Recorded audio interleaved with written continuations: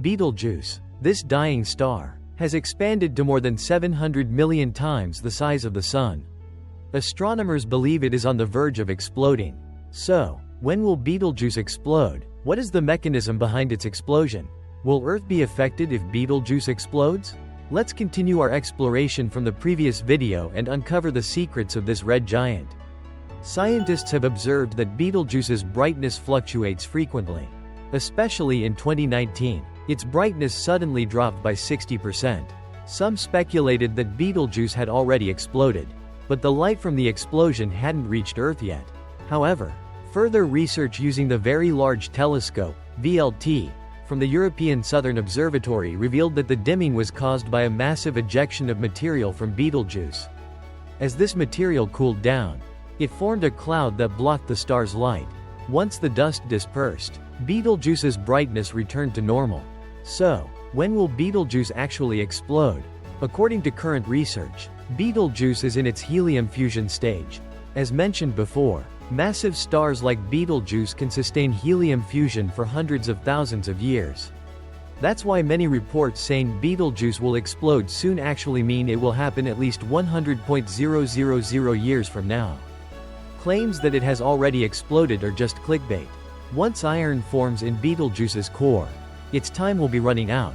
Unlike other elements, iron fusion absorbs energy rather than releasing it, meaning the core can no longer sustain nuclear fusion.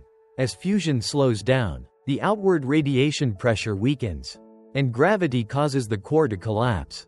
This increases the temperature drastically. In the final fusion stage, the core temperature can reach 3.4 billion degrees Celsius, and its density can skyrocket to 110 tons per cc. At such extreme temperatures and pressures, iron atoms begin absorbing free electrons, which had previously helped support the core's structure. Without this outward pressure, gravity completely overpowers the core, causing an unstoppable collapse. The surrounding particles fall inward at nearly the speed of light, and in less than a second, the core shrinks from hundreds of kilometers to just a few dozen kilometers. This triggers an immense explosion and a powerful shockwave. The shockwave collides with the rapidly falling outer layers, slowing them down. This process releases an enormous number of neutrinos, carrying away energy equal to 100 times the total energy the Sun will emit in its entire lifetime. And just like that, Betelgeuse's core explodes. As the neutrinos blast outward, they hit the collapsing outer layers, causing them to reverse direction and be ejected into space at 1/10 the speed of light. This creates a magnificent nebula, glowing like a cosmic firework display. At the nebula's center, a rapidly spinning neutron star remains, measuring just 20 to 30 kilometers in diameter. It is the collapsed core of Betelgeuse. One day, in the distant future, we might see Betelgeuse suddenly brighten.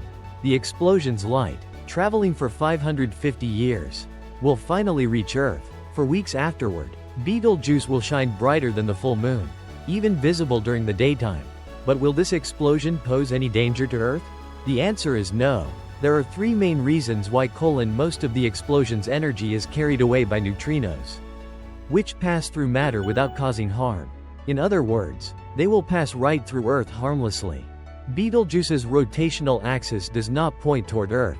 Gamma-ray bursts from supernovae are usually emitted along the star's rotational axis, meaning the radiation won't be aimed at us. Earth is at a safe distance. Estimates place Betelgeuse between 550 and 720 light-years away, far enough that its explosion won't harm us. But let's imagine a worst-case scenario. What if the gamma-ray burst was aimed directly at Earth? Astronomers estimate that such a burst would release energy equivalent to 8.3 billion years worth of sunlight. That sounds terrifying, but there's no need to worry. The gamma-ray burst would spread out over time, lasting weeks to months, and its intensity would weaken over distance.